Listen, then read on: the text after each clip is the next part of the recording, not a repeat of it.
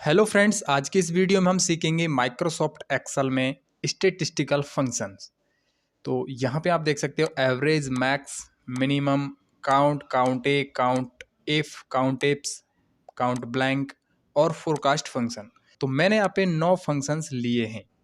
वैसे तो एक्सेल में स्टैटिस्टिकल फंक्शंस बहुत सारे हैं, करीब 100 से भी ज़्यादा फंक्शंस दिए गए हैं। यहाँ पे आप देख सकते हो सारे सारे फंक्शंस को आप यहाँ पर देख सकते हो। तो मैंने इनमें से जो इम्पोर्टेंट फंक्शंस हैं जिनका हम सबसे ज़्यादा यूज़ करते हैं उनको मैंने यहाँ पे लिया है।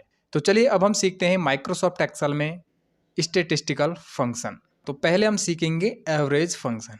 आपके पास बहुत सारी ऐसी वैल्यूज़ हैं, उनका एवरेज आपको काउंट करना है, एवरेज निकालना है, तो ईजिली आप उनका एवरेज निकाल सकते हो। यहाँ पे मैं एवरेज निकालूंगा इक्वल और AVERA इस तरह से टाइप करना है। यहाँ पे सजेस्ट कर गया, टैप प्रेस करूँगा एंड यहाँ पर मैं इस प्रकार से इसको सेलेक्ट कर लेता हूँ। ये मैंने सेलेक्ट किया और बस ब्रैकेट क्लोज करूँगा और इंटर कर दूंगा। तो इनका जो एवरेज है वो मेरे सामने यहाँ पे निकल के आ गया है। सबका देखना है तो बस ड्रैग एंड ड्रॉप करूँगा, तो सबका एवरेज ईजिली मैंने यहाँ पे फाइंड कर लिया है।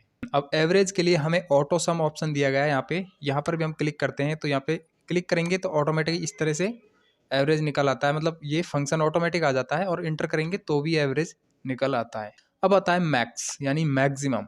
यदि हमको इनमें से सबसे हाईएस्ट वैल्यू देखनी है, यानी सबसे ज़्यादा कौन सी वैल्यू है, अगर वो हमें फाइंड करनी है तो ईजिली हम मैक्स फॉर्मूले का यूज कर सकते हैं। मैक्सिमम वैल्यू यहाँ पे फाइंड कर सकते हैं। इक्वल MAX टाइप करना है बस और टैप प्रेस कर देंगे। यहाँ पे हमें सेलेक्ट कर लेना कुछ इस तरह से, ठीक है। इस प्रकार से मैं सिर्फ यहाँ पर इन 4 सब्जेक्ट्स में देखना चाहता हूँ सबसे हाईएस्ट वैल्यू कौन सी है। मैं इतना ही सेलेक्ट करूँगा, आप चाहो तो और भी कर सकते हो। बस इंटर प्रेस करूँगा तो सबसे हाईएस्ट जो वैल्यू है वो इस तरह से मैं फाइंड उसको कर सकता हूँ। ये मैक्स फॉर्मूले का काम है, मैक्सिमम वैल्यू को फाइंड कर देता है। क्लियर। अब यहाँ पे हम ड्रैग एंड ड्रॉप कर सकते हैं तो सबका यहाँ पे रिजल्ट हमारे सामने आ जाएगा। उसी तरह से हम मिनिमम वैल्यू भी फाइंड कर सकते हैं, उसके लिए भी दिया गया है मिनिमम फंक्शन। तो मैं इक्वल प्रेस करूंगा, MIN टाइप करूंगा, टैप प्रेस किया एंड यहाँ पे मैं सेलेक्ट कर लेता हूँ कुछ ऐसे। अब इसमें सबसे लोएस्ट वैल्यू है, सबसे स्मॉलेस्ट वैल्यू है, वो हमें ये फाइंड करके दे देगा। तो ये सबसे छोटी वैल्यू इसने फाइंड करके हमें दे दी है। अब यहाँ से ड्रैग एंड ड्रॉप करेंगे तो इस प्रकार से दोस्तों हम एवरेज निकाल सकते हैं, मैक्सिमम और मिनिमम वैल्यूज को फाइंड कर सकते हैं। अब इसके बाद आता है दोस्तों काउंट। काउंट फॉर्मूला करता क्या है, चलिए मैं आपको यहाँ पे बताना चाहूँगा। 2 नंबर सीट पे मैं आ चुका हूँ। अब मैं यहाँ पे काउंट काउंट का मतलब आप समझ रहे होंगे, काउंट किसी भी चीज़ की काउंटिंग करना, काउंट करना। जैसे मैं यहाँ पे काउंट करना चाहता हूँ मेरे पास टोटल कितने कस्टमर्स हैं, मतलब ये जो डेटा है इस डेटा में टोटल कितने कस्टमर्स हैं ये मुझे काउंट करना है। तो यहाँ पे हमारे पास 2 फंक्शंस दिए गए हैं, एक तो है काउंट और एक है काउंट ए। अब दोनों का क्या मतलब है, चलिए जैसे कि मैं यहाँ पर काउंट फॉर्मूला यूज करूँगा, इक्वल COUNT काउंट एंड यहाँ पर मैं कुछ इस प्रकार से सेलेक्ट कर रहा हूँ, इसको देखिए, ब्रैकेट क्लोज और इंटर। तो इसने मेरे को रिजल्ट क्या दिया है, 0। अब 0 क्यों दिया है, मैं तो यहाँ पे काउंट कर रहा था ना कस्टमर्स को, लेकिन इसने तो मेरे को 0 दे दिया। ये 0 इसलिए दिया है क्योंकि काउंट फंक्शन न्यूमेरिकल वैल्यूज को ही काउंट करता है, ये अल्फ़ाबेटिक वैल्यूज को काउंट नहीं करता है। अब हमें अगर इस तरह की कोई अल्फ़ाबेटिक वैल्यू है हमारे पास जो कि ABCD में टाइप की हुई है, उसे हमें काउंट करना है, तो हमें इसके लिए यूज करना पड़ेगा काउंट ए फॉर्मूला। मैंने यहाँ पे ए टाइप कर दिया। अब मैं इंटर प्रेस करूंगा तो अब ये क्या बता रहा है, 14। तो अब ये यहाँ पे बता रहा है कि इस वाली रेंज में टोटल 14 कस्टमर्स हैं। क्लियर। ये काम करता है काउंट ए फॉर्मूला। अब उसी तरह से मैं यहाँ पे इसको हटा रहा हूँ। अब यहाँ पे मैं टाइप कर देता हूँ equal COUNT count, tap press किया। अब ये जो काउंट फंक्शन है ये करेगा क्या, ये हमें न्यूमेरिकल वैल्यूज को काउंट करके देगा। जैसे मेरे पास ये न्यूमेरिकल वैल्यूज है, मैं इस तरह सेलेक्ट करूंगा, ब्रैकेट क्लोज एंड इंटर। तो ये क्या बता रहा है, ये बता रहा है 14, यानी हमारे पास जो मैंने ये रेंज सेलेक्ट की थी इस रेंज में 14 वैल्यूज हैं। अगर दोस्तों मैं डबल क्लिक करूंगा यहाँ पे और ये मैं कुछ इस प्रकार से सेलेक्ट कर लेता हूँ, इसकी जगह पे मैं सेलेक्ट करूंगा ये कुछ इस तरह से सेलेक्ट किया और एंटर करूंगा। तो अब ये क्या बता रहा है, 28 मतलब 14 एंड 14 28, ठीक है। ये दोनों जो न्यूमेरिकल वैल्यूज थी दोनों कॉलम्स में, उनको इसने काउंट करके बता दिया। लेकिन जो ये भी तो मैंने सेलेक्ट की थी, ये इसने काउंट नहीं की। मैंने पहले आपको बताया कि काउंट फंक्शन केवल न्यूमेरिकल वैल्यूज को ही काउंट करता है, और काउंट ए फंक्शन क्या करता है, न्यूमेरिकल वैल्यूज को तो वो काउंट करता ही है, साथ ही साथ अल्फाबेटिक वैल्यूज को भी काउंट कर लेता है। अब मैं यहाँ पे ए प्रेस कर देता हूँ, ए, तो यहाँ पे इसने क्या किया, इसने तीनों को काउंट कर लिया है, मतलब तीनों कॉलम्स को मैंने सेलेक्ट किया था ना, ये जो इस रेंज में टोटल कितनी सेल्स हैं, उनमें क्या क्या वैल्यूज हैं, चाहे वो न्यूमेरिकल हो या फिर अल्फाबेटिक हो, दोनों को काउंट कर लिया है इसने। तो काउंट ए फंक्शन में हम दोनों तरह की वैल्यूज को काउंट कर सकते हैं, और काउंट ए में सिर्फ न्यूमेरिकल वैल्यूज को ही काउंट करते हैं। आई होप आपको ये समझ में आ गया होगा। तो ये हो गया दोस्तों काउंट और काउंट ए फंक्शन। अब हम आते हैं यहाँ पे दोस्तों, ये है काउंट इफ फॉर्मूला। तो काउंट इफ फंक्शन करेगा क्या, इसमें हम एक कंडीशन दे सकते हैं। कंडीशन क्या है, चलिए मैं यहाँ पे आपको बताऊंगा।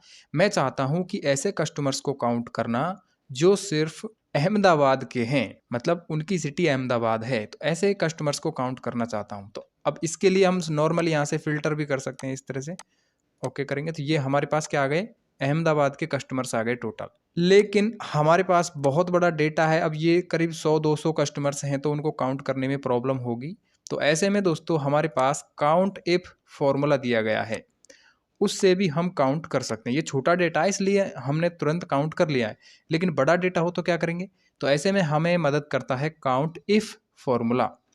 तो पहले हम काउंट इफ सीख लेते हैं, उसके बाद काउंट इफ्स को सीखेंगे। तो काउंट इफ में हम एक कंडीशन दे सकते हैं, तो मैं equal COUNT count if type press किया, रेंज देना है, रेंज में ये दूंगा, रेंज मैंने ये दे दी, या फिर मैं कुछ इस प्रकार से सेलेक्ट कर लेता हूँ और यहाँ पे लगा देता हूँ कॉमा। कॉमा लगाने के बाद क्राइटेरिया देना है, तो क्राइटेरिया में मैं दूंगा यहाँ पे अहमदाबाद। तो मैं डबल कोट्स के अंदर टाइप कर देता हूँ अहमदाबाद, डबल कोट्स बंद एंड ब्रैकेट क्लोज और एंटर। तो ये क्या बता रहा है, ये मुझे बता रहा है 7 ऐसे कस्टमर्स हैं जो कि अहमदाबाद के हैं, यानी उनकी सिटी अहमदाबाद है। तो मैं इस प्रकार से यहाँ से फाइंड कर सकता हूँ, देखते हैं 7 ही हैं क्या, ओके करेंगे। तो यहाँ पे आप काउंट कर सकते हो, ये 7 ही ऐसे कस्टमर्स हैं जो कि अहमदाबाद के रहने वाले हैं, या फिर अहमदाबाद उनकी सिटी है, ठीक है। तो इस तरह से हम कंडीशन दे सकते हैं काउंट इफ फॉर्मूले से। तो काउंट इफ में हम एक ही कंडीशन दे सकते हैं, लेकिन हमारे पास कंडीशन और भी हैं। हम क्या चाहते हैं, हम ये चाहते हैं कि नाइक ब्रांड अप्रैल के महीने में अहमदाबाद में कितने कस्टमर्स को सेल हुआ, ठीक है। ये मेरे पास कंडीशन है, मैंने 3 कंडीशन यहाँ पे दे दी।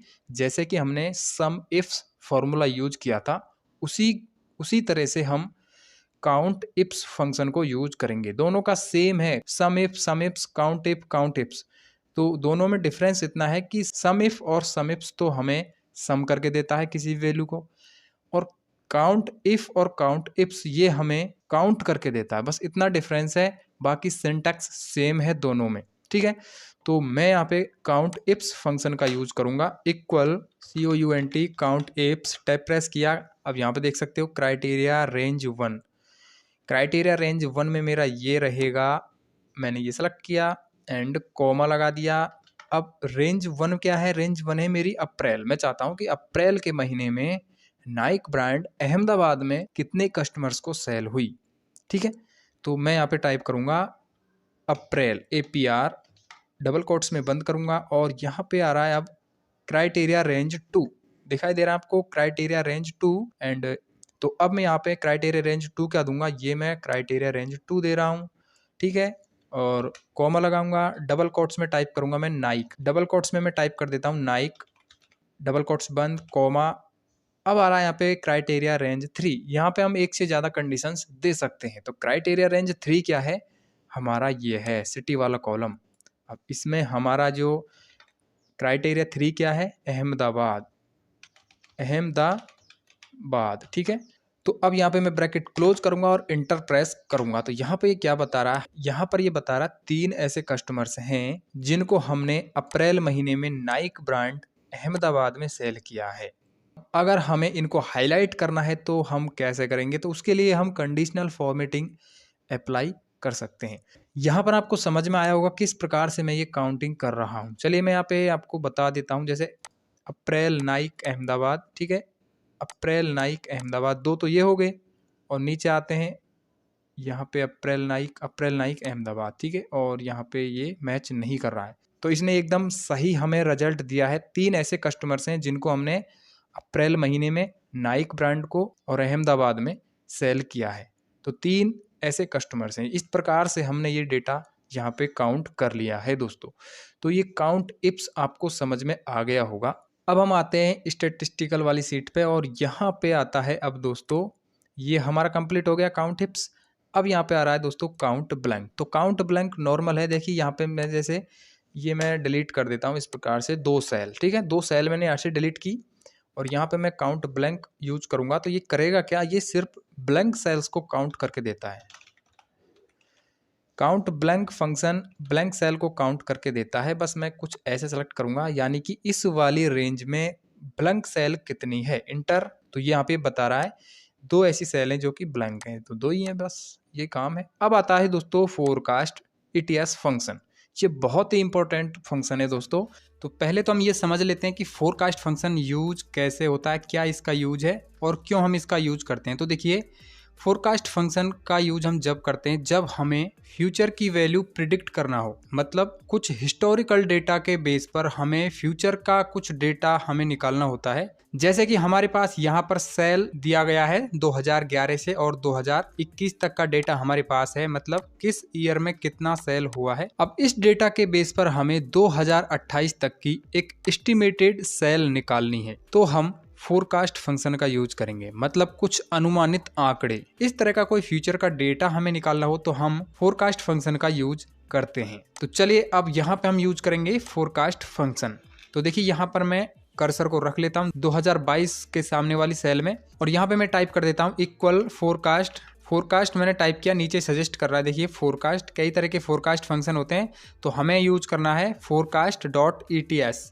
इसको यूज करना, मैं टैब प्रेस कर दूंगा तो यहाँ पे ये ब्रैकेट स्टार्ट हो चुका है। इसके बाद नीचे इसका एक एक आर्ग्यूमेंट्स आप देख लीजिए। यहाँ पे फर्स्ट आर्ग्यूमेंट है इसका टारगेट डेट। टारगेट डेट क्या है, हमारी जो टारगेट डेट है वो है 2022, मतलब हम 2022 की सेल यहाँ पे निकालना चाहते हैं पिछली सेल के बेस पर। तो टारगेट डेट में मैंने सेलेक्ट किया 2022, कॉमा लगा देता हूँ। नेक्स्ट आर्ग्यूमेंट है इसका वैल्यूज। वैल्यूज क्या है, ये हमारे पास वैल्यूज है, मतलब इस ईयर में इतना सेल हुआ है, इसमें इतना हुआ है, तो ये हमारी हो गई वैल्यूज, कॉमा लगाया। अब आ रहा है टाइमलाइन। टाइमलाइन क्या है, हमारी टाइमलाइन ये है। अब जैसे ही मैंने इसको सेलेक्ट किया तो ये यहाँ पे डिटेक्ट कर लेगा कि कितने कितने दिनों में कितना सेल हुआ है, तो वो यहाँ पे इस तरह से डिटेक्ट किया और उसके अकॉर्डिंग ये हमें यहाँ पे रिजल्ट दे देगा। आगे भी हम इसको यूज कर सकते हैं फंक्शन को। हमें जो निकालना था वो यहाँ पे पूरा हो चुका है। मैं ब्रैकेट क्लोज एंड इंटर कर देता हूँ। तो यहाँ आप देख सकते हो ये हमारी 2022 की जो सेल है वो आ चुकी है। जैसे यहाँ पे 2011 में 15 लाख, 16, 19, 21, इस तरह से ये सेल यहाँ पे बढ़ती ही जा रही है। उसी के अकॉर्डिंग इसने ये वैल्यू हमें लाकर इसने दे दी है। अब हमें नीचे जो ये ईयर्स हैं इन सभी का डेटा फाइंड करना है, निकालना है। तो हमें इस तरह से इसको ड्रैग एंड ड्रॉप कर देंगे यहाँ से पकड़ के, तो ये इस तरह से जो डेटा है वो निकल के आ जाएगा। अब देखिए ये एकदम एग्जैक्ट नहीं है, ये एस्टिमेटेड डेटा है और ये जो फोरकास्ट फंक्शन है ये यही करता है, जो एस्टिमेटेड डेटा होता है उसको निकाल के दे देता है। 2028 तक हमारी सेल है वो 1 करोड़ के आसपास पहुंच जाएगी। अप्रॉक्स डेटा ये निकाल के दे देता है। अब हमें इसके अकॉर्डिंग एक चार्ट बनाना है तो इजीली बना सकते हैं। यहाँ पे हम इसको इस तरह सेलेक्ट करेंगे। सेलेक्ट करने के बाद हम यहाँ पे क्लिक कर सकते हैं। देखिए ये क्विक एनालिसिस का एक छोटा सा ऑप्शन दिखाई दे रहा होगा, इस पर हम क्लिक करेंगे और उसके बाद मैं चार्ट पे क्लिक करूंगा। यहाँ से आप जैसा चार्ट लेना चाहते हो उस तरह से ले सकते हो। लाइन पे क्लिक करूंगा मैं, या फिर मैं यहाँ से चेंज भी कर सकता हूँ। डिज़ाइन टैब आ जाता है, यहाँ पे हम चेंज और मैं कुछ इस तरह का ले लेता हूँ, ये वाला ओके करूँगा। ये यहाँ पे चार्ट हमारा डिजाइन हो चुका है दोस्तों। इस तरह से दोस्तों हम फोरकास्ट फंक्शन का यूज करते हैं जिसमें हम हिस्टोरिकल डेटा के बेस पर फ्यूचर की जो वैल्यू है उसको प्रिडिक्ट कर सकते हैं। तो ये आपको समझ में आया होगा। बाकी आप यहाँ पे जो चार्ट है उसकी फॉर्मेटिंग वगैरह कैसा करना है आप इजीली कर सकते हो, बहुत सारे ऑप्शंस दिए जाते हैं यहाँ पे। तो यहाँ पर हमने दोस्तों 9 फंक्शंस को सीखा है। आई होप आपको ये समझ में आ गए होंगे। अगर ये वीडियो आपको पसंद आया तो वीडियो को लाइक जरूर कर देना और चैनल पे आप पहली बार आए हो तो प्लीज़ हमारे इस चैनल को सब्सक्राइब करना, हमें सपोर्ट करना। हम आपको मिलते हैं किसी नेक्स्ट वीडियो में नए टॉपिक के साथ। तब तक के लिए जय हिंद, वंदे मातरम।